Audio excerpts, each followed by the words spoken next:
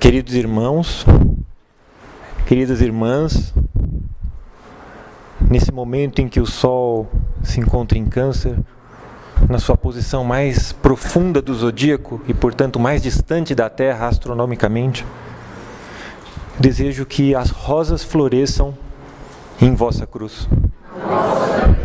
Obrigado. Agora, isso que você falou, que a Terra está, nesse momento, um pouco mais distante do Sol, né? Sim. Então, acho que 10 milhões de quilômetros a mais. Né? 5 milhões de quilômetros comparativamente à proximidade em dezembro. Janeiro, dezembro. Isso, espiritualmente falando, isso tem algum significado?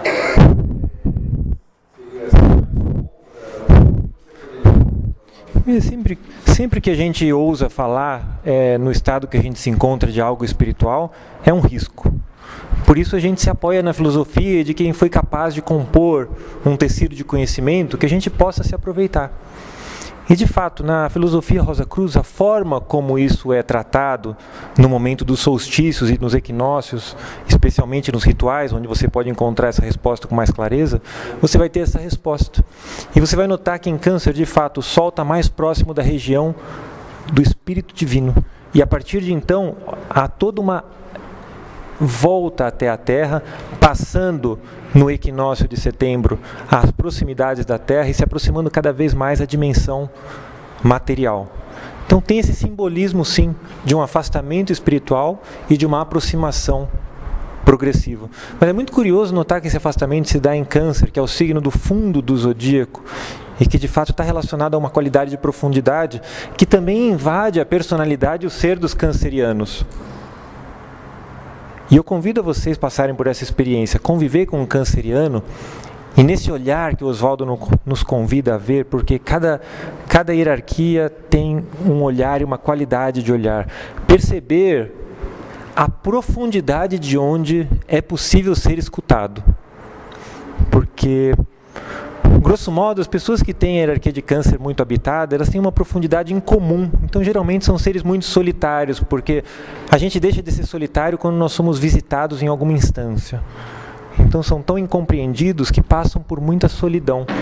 Então, a gente tem que aperfeiçoar o nosso ser para poder aproveitar ao máximo a profundidade que esses irmãos já trazem dentro desse plano físico para a gente. Porque é uma experiência muito especial a amizade com pessoas que estão sendo solarizadas na presente existência por essa hierarquia. É uma qualidade bem especial em termos de profundidade, né? Então, prosseguindo com as palavras do Oswaldo, sem pôr nem tirar, vamos falar as mesmas coisas usando outras palavras. Não é verdade? Vamos ver como que é isso. Então está aqui o corpo das hierarquias zodiacais na sua posição natural, e a gente observa que Câncer é o signo natural da quarta casa e, portanto, habitando o fundo do céu do zodíaco, mais uma vez associado às profundezas, né? E curiosamente, Câncer está ligado a esse princípio receptivo da alma. É a base passiva da alma. Também é a base que explica, geralmente vocês sabem que essa aqui é a casa que diz respeito à família. A família que no primeiro momento é a família que a gente nasce dentro de casa, mas no segundo momento é a família que a gente nasce enquanto país. Então, uma casa que está ligado ao sentimento nacionalista, né? A essa questão do país que me recebeu enquanto filho. E o que isso diz respeito a mim. Então, é a parte do horóscopo onde eu vejo a qualidade do meu parto. Onde eu nasci? Qual é a qualidade do útero que me recebe? Como foi o meu parto? Só que, a partir de algo aonde se principia enquanto existência no nosso plano, existe um convite, não existe só uma casa no zodíaco, existem 12 casas. Então, o que eu faço depois do meu parto para que eu, de alguma forma, me aproprie dessa base passivo-receptiva da alma, que parece algo tão teórico para a gente. Vamos tentar desmembrar aqui nesse encontro de hoje, de uma forma mais materialista ou material, ou dentro de um exercício de materialidade, como que a alma pode ser olhada a partir da nossa razão. O que é muito ousado, mas a gente pode fazer por analogias, né? De qualquer forma, após o meu parto, para que eu prossiga existindo e a minha vida tenha algum sentido e eu não fique paralisado ou paralítico, porque a pessoa que tem o seu parto e se imobiliza naturalmente, ela tem uma paralisia da vida, ela tem a vida paralítica. É curioso, né, como câncer tem esse esqueleto, né, quase como que envolvendo a carne, né? A musculatura do câncer é uma coisa bem interessante no caranguejo, né? Vocês percebem que o esqueleto dele, ao contrário do nosso, que está lá embaixo, no profundo do nosso ser, ele está na superfície. Que legal, né? Então é quase como que eu chego em casa, eu tenho esse esqueleto, eu não quero sair da minha casa, porque se eu estou na minha casa, eu tenho meu filho, meu marido e aqueles que são meus, para que eu vou sair de lá para imaginar que a família pode ser mais que isso? E é aí que os problemas começam a aparecer, quando eu não consigo sair do meu umbigo, porque é no umbigo que o cordão umbilical é inserido. E por incrível que pareça, muitos de nós, mesmo após a secção do cordão umbilical, eles sustentam essa vinculação familiar enquanto família núcleo menor. E aí todos os problemas começam. Por quê? Porque não percebeu que, após o parto, o que eu tenho que fazer?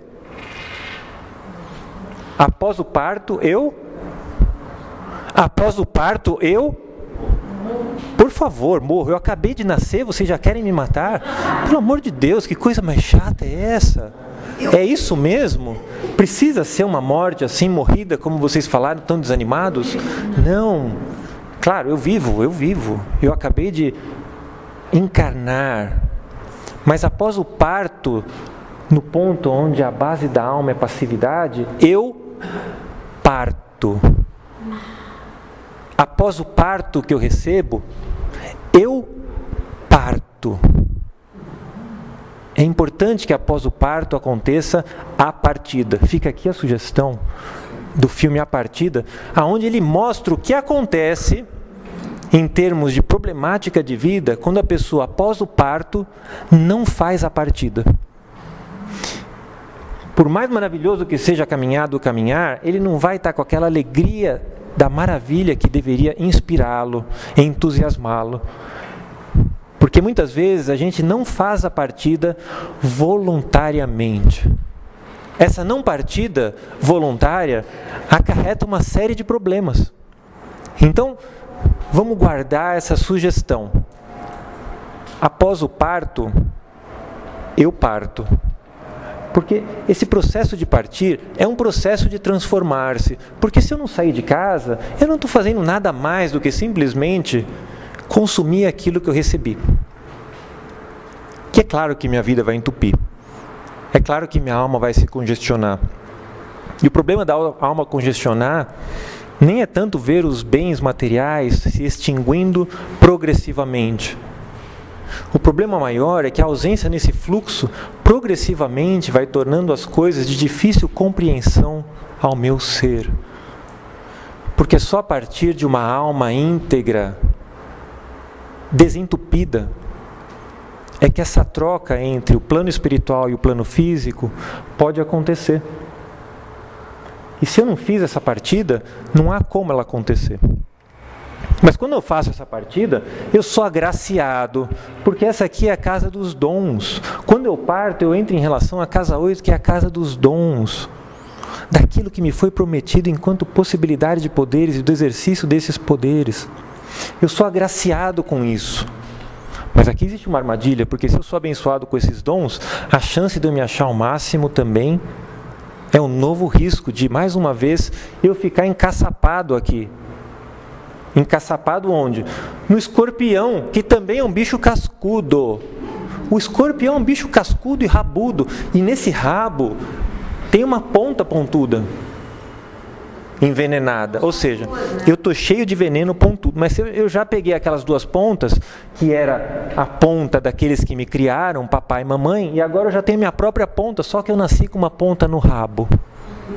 Você vê a irmandade de hipnos e tantos. Isso. Não é bonito? Olha a chance que a gente tem de permanecer adormecido e não despertar, né? Não vivenciar essa oitava casa na sua máxima plenitude de transformação. Mas de qualquer forma, se eu partir e conseguir chegar até a casa 8, essa casa escorpiônica maravilhosa, e agora eu estou de posse dos meus bens, ou seja, eu sou abençoado com a possibilidade do ter e tenho a consciência do que isso significa para mim, agora eu também tenho que morrer para eles. Ou pelo menos vivenciá-los da forma mais, Oswaldo falou, se eu tenho uma herança enorme, se eu fui agraciado com bênçãos, qual é a melhor forma de exercitar e trabalhar e multiplicar e proliferar essas bênçãos? Com sobriedade. Sobriedade é a palavra para que eu consiga partir de Escorpião, eu parto, e com essa sobriedade eu tenho a possibilidade, porque não há garantia nenhuma. Não há garantia nenhuma para um ser tão pretensioso como nós. Mas se eu conseguir com sobriedade trabalhar os valores com os quais eu fui encarnado e conseguir exercitar esses dons, eu tenho a possibilidade de aportar o ser humano. Eu tenho a possibilidade de ser humano. E se eu conseguir ser humano, e tendo nascido humano, trabalhar a partir do meu ascendente aquilo que me cabe nesse plano, eu tenho uma possibilidade ainda maior e muito mais interessante, que não vem porque eu pego como quando eu vou numa prateleira cheia de mercadorias, mas que vem por graça, na medida em que eu exercito o meu destino, na medida em que eu escolho fazer o que me cabe. Então eu sou agraciado com a possibilidade de conscientemente apropriar-se da minha alma. E na medida dessa consciência, começo também, eventualmente, como o Oswaldo nos convida a ver, conscientemente a ver onde hoje não é possível que os olhos alcancem. Nem que o oftalmologista nos faça um óculos maravilhoso, a menos que sejam os óculos do Senhor do Tempo, da Momô e o Senhor do Tempo. Então, é isso que a gente ganha quando, de algum modo, a gente pode se apropriar da forma mais reverente possível daquilo com o que nós somos agraciados no princípio do nascimento. Trabalhar, exercitar e vivenciar a alma conscientemente. Vocês imaginam o que é isso? Ou isso aqui parece um monte de falação e vocês não estão entendendo nada? Dá para acompanhar esse raciocínio? Então vamos ver aonde a gente chega e como que os cancerianos que nos envolvem aqui nesse plano nos presentearam enquanto exemplos pessoais do exercício das forças desse campo profundamente poderoso que é o campo de radiação da hierarquia de Câncer. E, portanto, vinculado à hierarquia dos... Não. Anjos é Aquário, de acordo com essa construção que a gente trabalha para compreender um pouco melhor. Portanto, a hierarquia dos... Quem? Querubins.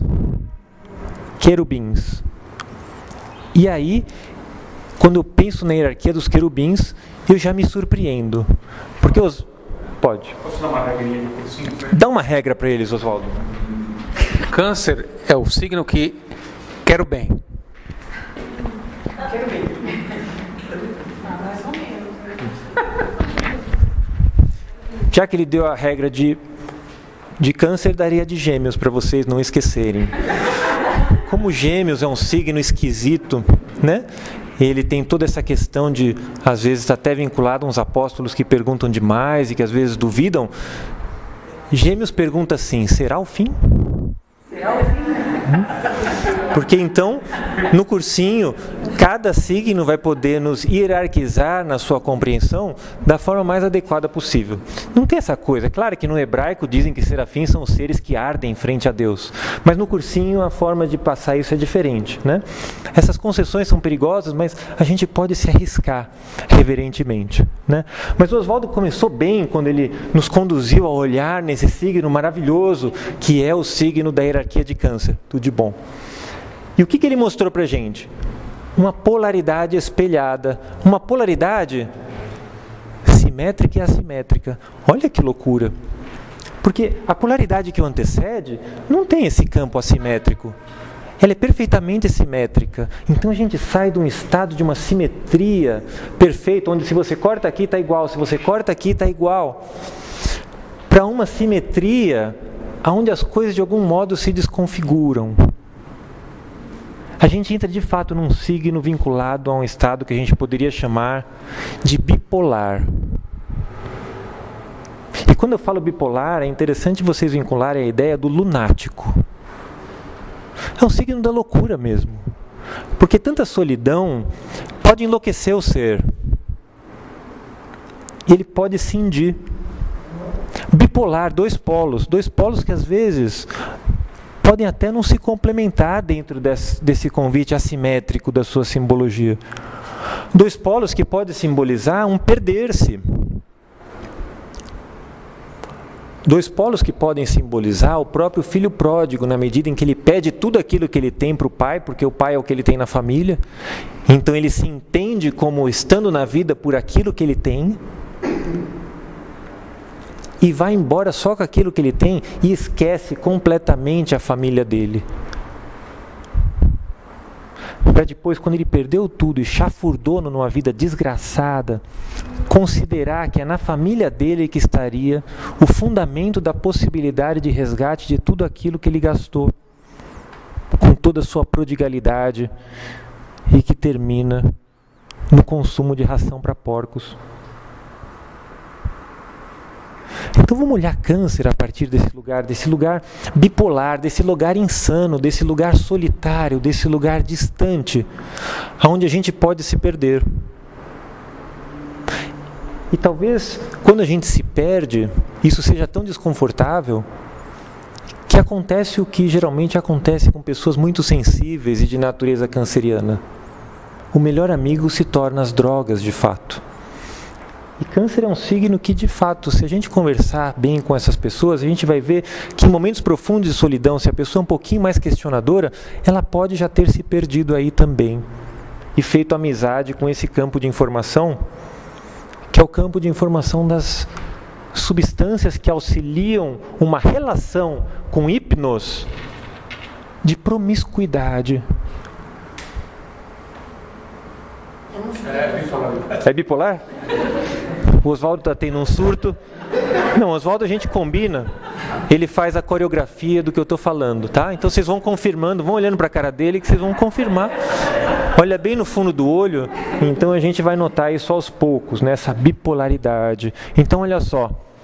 Como o canceriano não consegue fazer o caminho da partida, ele vai pedir que as substâncias façam por ele. Vai fumar um, vai beber um, e todo mundo que tem um câncer adoecido, infelizmente, vai ter que pedir ajuda para essas substâncias hipnóticas e, portanto, irmãs de hipnos, para que possam conduzi-los até aqui. Vai dar certo? Não vai dar certo. Porque isso aqui é um campo hierárquico. No máximo, o que esse ser vai encontrar é o guarda desse campo hierárquico, que no nosso sistema planetário chama Plutão ou Hades, ou seja, ele vai até o fundo do inferno. E é o inferno e a experiência diabólica justamente que vai dar a ele a possibilidade do atrito para que ele reconsidere ir a uma direção diferente.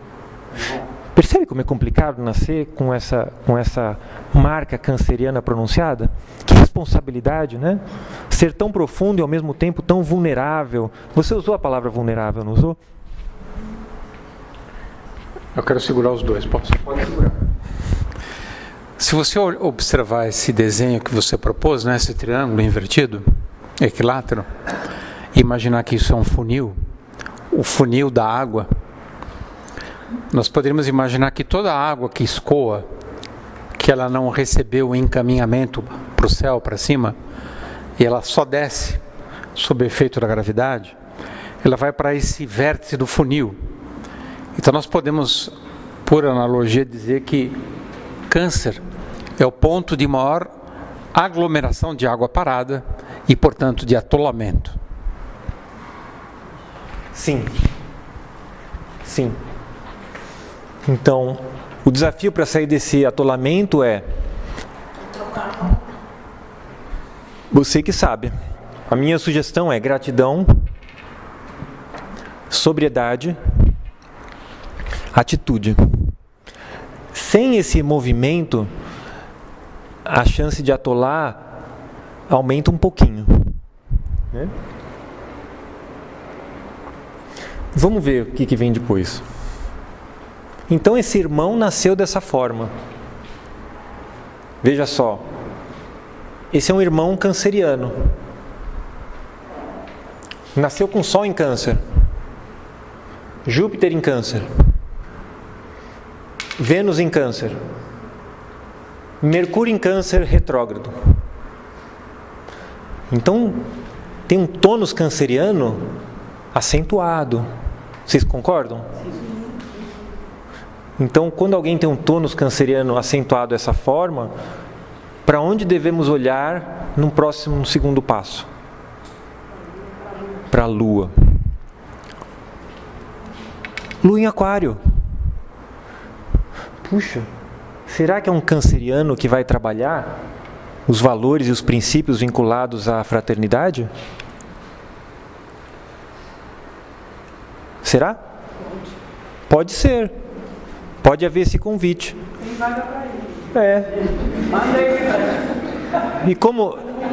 E como tá? Vou dar um endereço para você, tá? Vou dar a sugestão sua. Olha. Ele tem a cauda do dragão antes da lua, né? Então, ele tem a cauda antes da lua, que interessante. Então, talvez, antes dele ser, ele já vinha fazendo isso. E talvez ele vinha fazendo isso de tal forma, dentro de uma perspectiva lunar, que ele continue realizando isso, esse princípio fraterno, dentro de uma experiência e de uma possibilidade de ser também lunar. Ele se acostumou tanto a fazer as coisas de uma forma lunar, que ele acabou ficando vinculado a um modo de fazer.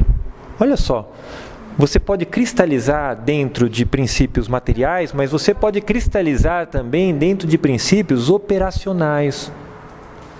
E dentro desse modus operandi lunar, veja só, ao redor desse nodo, nós temos também Plutão.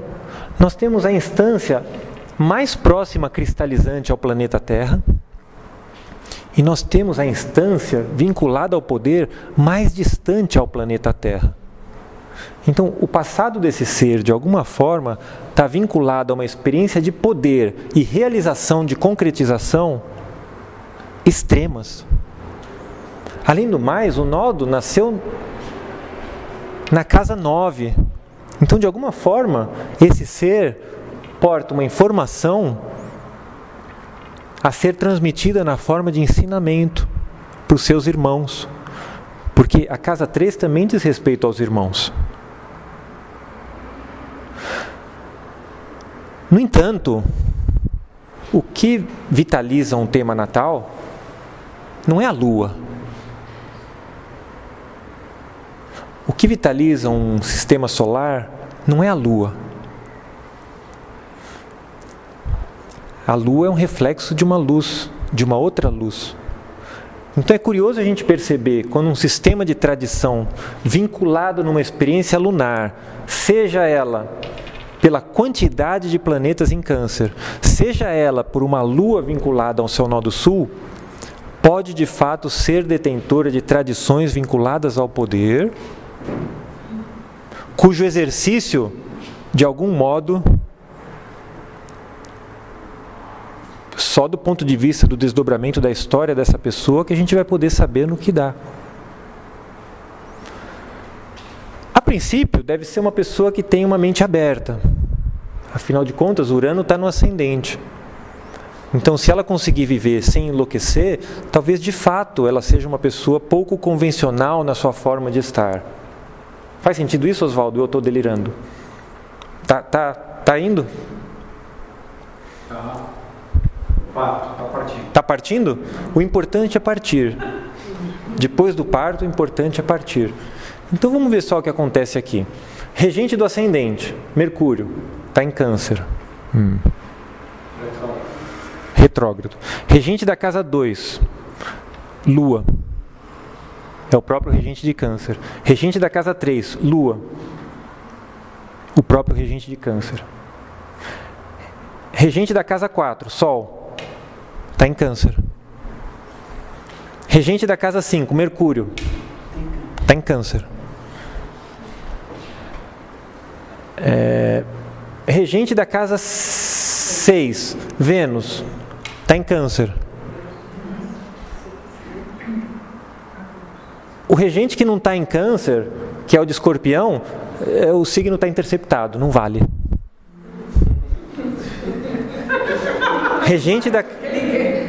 Regente da casa 7, Júpiter, está em Câncer. Quanta graça, né, que esse ser recebeu. Talvez a maior graça possível. Regente da casa 8 e 9, Saturno. Tem uma seriedade aí nas casas do alto, né? Que está exaltado. E que diz respeito à forma como se lida com o outro. Aparentemente existe uma maestria na lida com o outro. Porque esse Saturno exaltado, ele faz um grande trígono com o ascendente, com a Lua e com ele. É um grande trígono de ar. Então, de alguma forma, a lida e a excelência na lida com o outro e na compreensão do outro tende à excelência. Mas é interessante que Saturno se opõe, é o único que se opõe a Câncer, né?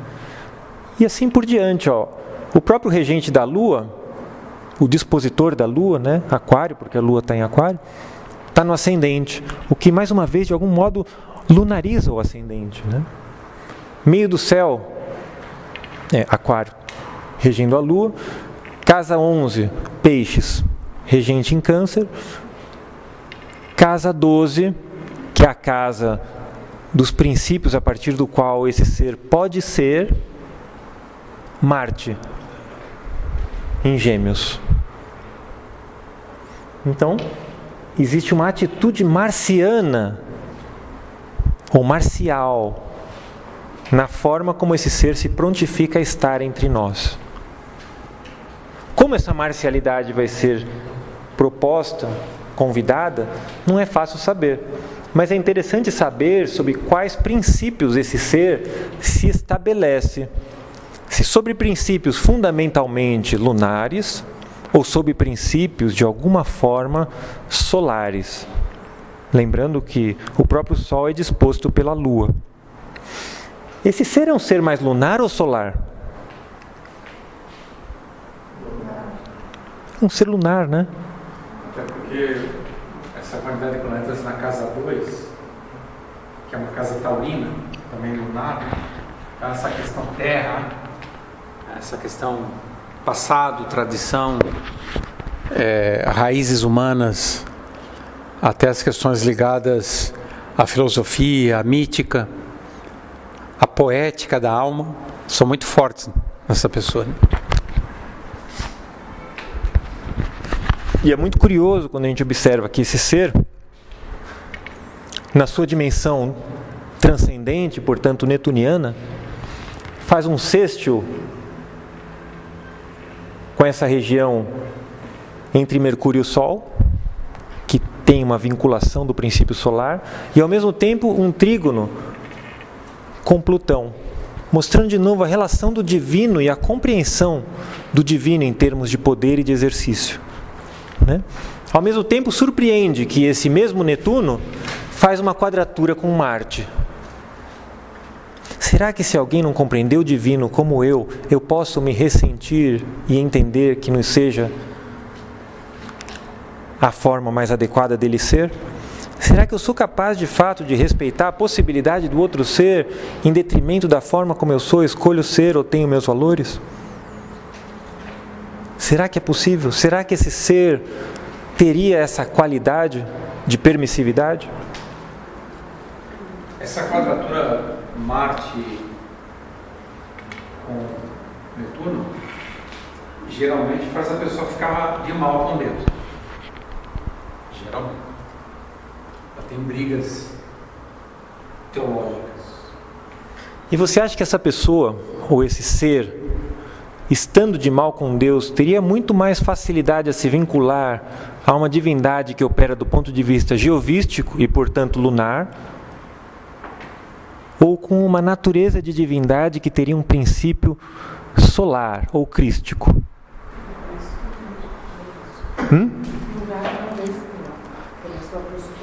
Parece que a ênfase lunar talvez sugerisse um modus operandi desse ser dentro de um princípio mais fundamentalista lunar. Antigo Testamento, Jeová, justiça, certo e errado. Né? De alguma forma, tentando ser um representante de um vínculo solar. Porque se a Lua dispõe o Sol, por que não? Mas o curioso é que a Lua é o planeta ou o astro mais elevado no meio do céu. Então, de algum modo, existe uma supremacia lunar acontecendo aqui, não é verdade? Então, visto isso, fica tudo muito claro. E vocês já sabem de quem a gente está falando, porque vocês são estudantes avançados. Nós já temos feito esse exercício faz tempo. Nomeiem, por gentileza, esse ser. Cris, pelo amor de Deus. Crises. Quem é? Não está claro? Eu chutaria alguém no nível de Martinho Lutero. Alguém que de fato pega um cristianismo que está num estado de fluência e dá uma outra direção para ele, formaliza, aprende e quer traduzir a tradição dentro de uma outra conversa, quer tirar um texto de uma natureza para colocar numa outra língua, quer universalizar um saber que está vinculado à tradição com o risco de se perder num princípio fundamentalista. Que ser é esse? Estados Unidos da América. É esse ser que se manifesta e convida a possibilidade amorosa de olharmos, e cada um pode olhar porque tudo é muito claro, né? E temos esse estudante, Eumann Baker, que no seu 5º volume da obra de Eumann Baker, que está toda traduzida na internet, vai fazer uma aproximação do astrólogo estadunidense.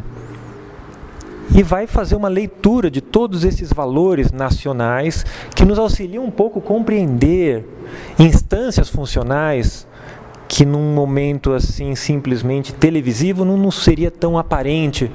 Quando temos a oportunidade, você ficou até emocionado, né? A oportunidade de olhar com tanta intimidade os meandros e as vísceras de um ser funcional gestado no momento em que se decide que é hora de nascer. E que curiosamente nasce, se o sol está abaixo do horizonte, 2 e pouco da manhã. Quem proclama uma independência às 2 e pouco da manhã? Tá bêbado. Que loucura! Mas não deixa de ser uma obra para a gente contemplar, se maravilhar e pensar a respeito.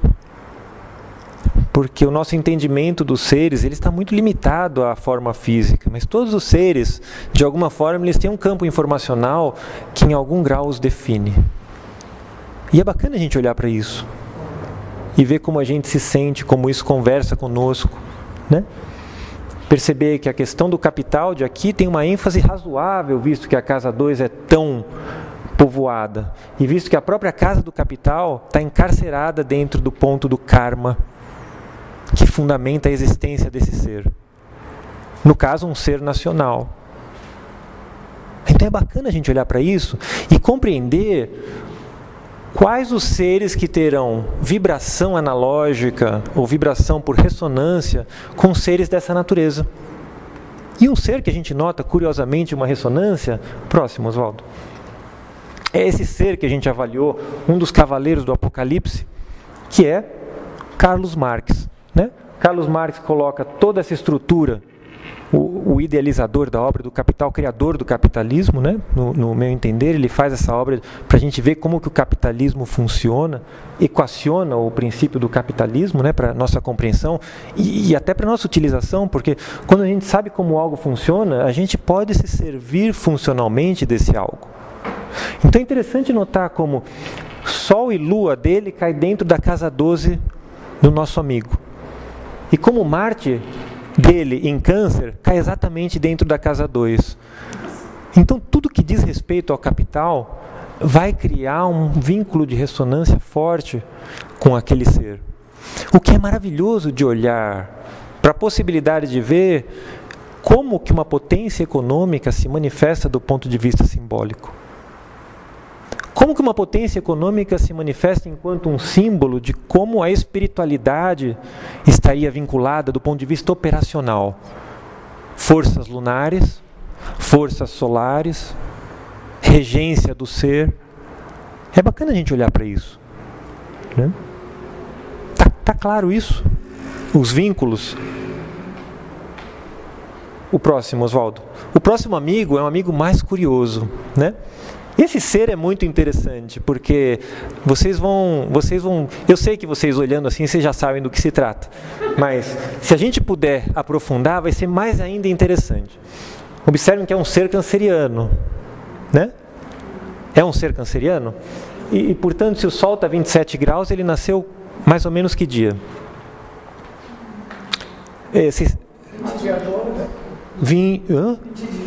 20 de julho.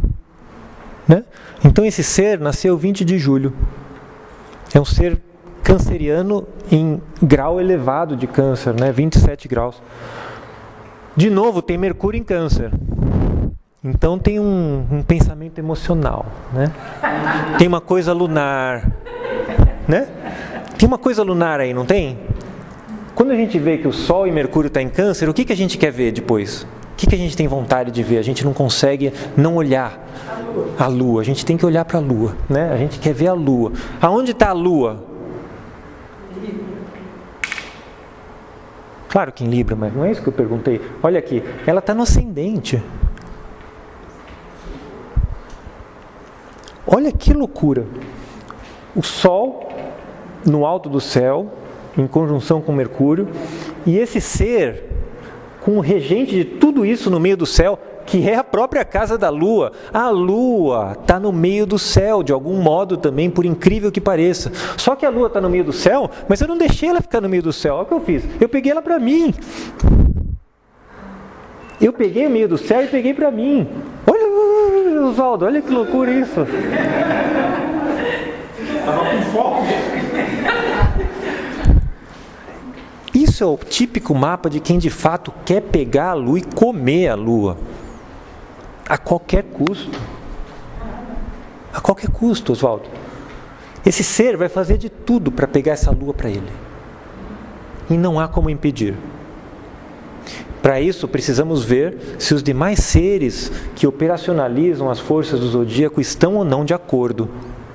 E sempre que eu falo de Lua, eu preciso ver como que Marte e Saturno estão se comportando. Porque a Lua tem uma história muito antiga de um relacionamento com Marte. Porque da mesma forma que a Lua tem um princípio geovístico, Marte tem um princípio lucífero operacional, do ponto de vista da filosofia Rosa Cruz.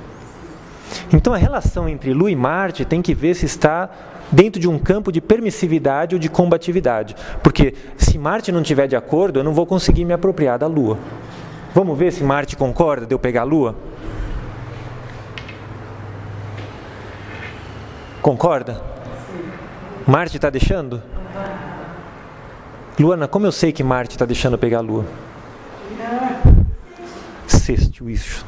Então, Marte me está deixando pegar a Lua. Mas espera aí, se Marte está deixando pegar a Lua, será que a Lua não vai entrar em acordo com Marte e vai dar zica aí? Quem que de fato vai ter que mediar essa relação entre Lua e Marte ao ponto de bater o martelo de que ela pode acontecer? Porque a Lua não pode encontrar com Marte sem uma supervisão. Se Saturno não fizer o acordo, Oswaldo, não tem nada a ver. Esses senhores das trevas, eles não são mole, não. Esses caras aí, eles fazem um bem bolado inacreditável. E olha o que esses caras fizeram nessa hora. Olha o que esse ser criou enquanto uma história celeste para que isso pudesse se realizar.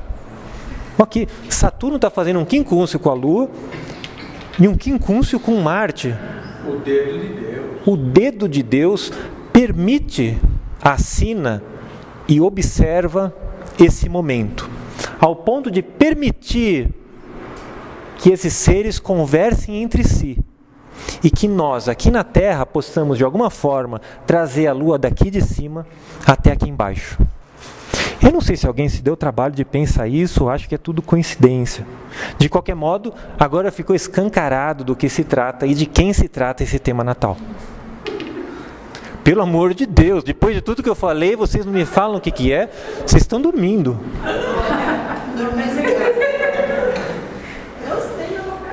Ah, tá. Ainda bem. Outra pessoa, então. Ou se. Alguma sugestão?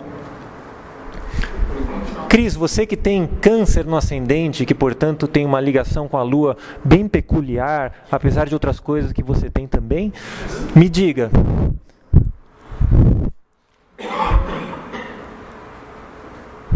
Se nós pegamos a Lua, quer dizer que nós chegamos até a Lua nesse momento.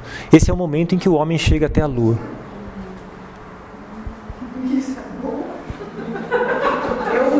Esse, Cris, vocês estão...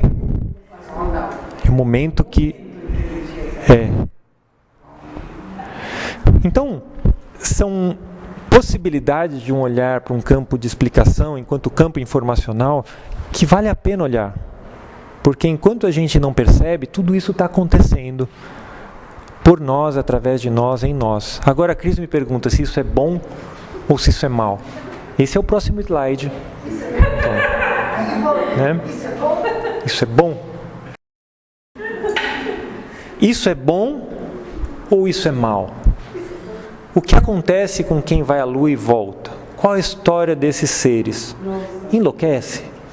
Volta igual? Vira alguma coisa? Isso tudo pode parecer a maior coincidência para a maioria de nós, mas para o desconfiado, para o estudioso, ele precisa prestar atenção aos detalhes. Porque às vezes nos detalhes existem informações importantes. Não é verdade? Ele sabe da dieta do astronauta. Isso. Entendeu? Então vamos ver, isso é bom ou isso é mal? E para isso eu preciso pedir licença para vocês, vocês vão me permitir fazer uma analogia, porque as analogias são imprescindíveis para a gente conseguir chegar a determinadas qualidades de explicação. No entanto, Oswaldo, eu percebo que já são quase 6 horas. E nós estamos destinados a terminar esse encontro às 6 horas. Então isso vai ficar como lição de casa de alguma forma. Mas qual que é o exercício que eu convido vocês? Ir para a Lua. E claro que isso é uma escolha, mas como nós temos muita dificuldade em equacionar o que seja o bem e o mal, o que é bom ou ruim, a gente não sabe dizer se isso é bom ou isso é ruim. A gente não tem essa noção. Então, como a gente é muito relativista, e a Ivone é a chefe dos relativistas aqui entre nós, e cada um pode achar o que quiser, a gente precisaria de uma base sólida de pensamento a partir de onde a gente pudesse construir um modelo de o que é bom e o que é ruim. Porque astrologicamente essa conceituação é fundamental. E quando eu faço isso comparando a Lua, aquilo que não é bom, e o Sol, aquilo que é bom, olha, eu não estou dizendo o que é isso. Isso é um convite para olhar para o modus operandi de cada um desses astros, para a gente poder construir uma racionalidade de compreensão do que seja bom ou ruim, bem ou mal. Porque de fato a gente vai concluir que o mal é imprescindível e coopera com o bem. Tudo caminha para o bem, né? Eu não sei, você tem essa convicção, eu tenho muita dúvida das coisas, né? Mas assim, é provável. Mas nós somos seres muito capazes de perverter até a ordem mais perfeita. A gente é capaz de miraculosamente melar tudo, né? Nós somos os espíritos virginais, a hierarquia de peixes, os espíritos melentos, né? Muitas vezes nós nos recusamos a ser humanos, então a gente fica na casa 8. A casa 8 não é a minha casa, onde eu cumpro com todas as carências, me delicio com meus filhos e fico assistindo filme, comendo pipoca no cobertor. Depois da casa 4, eu posso ficar preso na casa 8. Eu posso ficar preso no sex shop, no erotismo e no delírio de sonhos. Que o Oswaldo foi bondoso, ele falou de hipnos, ele falou dos oneiros, mas ele não contou para vocês quem é Fobetor. Vai ler quem é Fobetor, que é irmão de Hipnos. Vai ler quem é Phantasus, que é irmão de Hipnos. E qual é a qualidade do sonho que ele vai proporcionar às pessoas que insistem em persistir na casa 8 e desistem de caminhar em direção à casa 12.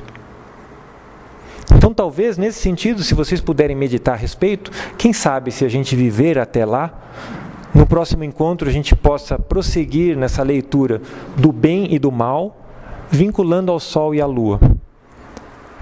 Ok? Já que o assunto é leão. Já que o assunto é leão, vamos deixar o Sol resolver isso e nos iluminar, né? Agora eu quero uma resposta pessoal sua. Vixe. Qual é o papel do mal na sua vida? Na minha? Sim, senhor.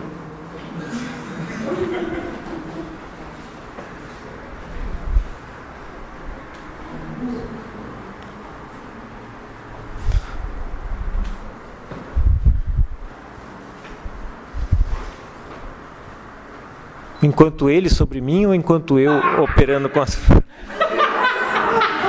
Deixa pra lá. Não, quando a gente para... Se vocês quiserem encontrar com o mal, parem. Parem de fazer. Acha que está tudo bom. Não precisa procurar o mal. Só pare de fazer. É só você parar de fazer. Paralisa o que você começou, o que você estava fazendo. E fique esperando. Mas saiba que mesmo esperando, ele entra na sua vida por onde você menos espera. Então ele é um promotor de crescimento. No estado que a gente se encontra, ele gera perturbação. Mas no estado pré-manifestação, e quando a gente lê Jacob Boehme nesse sentido, a gente percebe que ele é dócil e que a luz o torna dócil. Então ele é uma força que coopera para a nossa própria evolução, para o nosso próprio desenvolvimento, e que é ativada na medida em que nós estamos em estado de paralisia. Paralisia. Daí a importância do fluxo da alma. Daí a importância de entrar em relação com essa bipolaridade lunar, lua cheia, lua nova.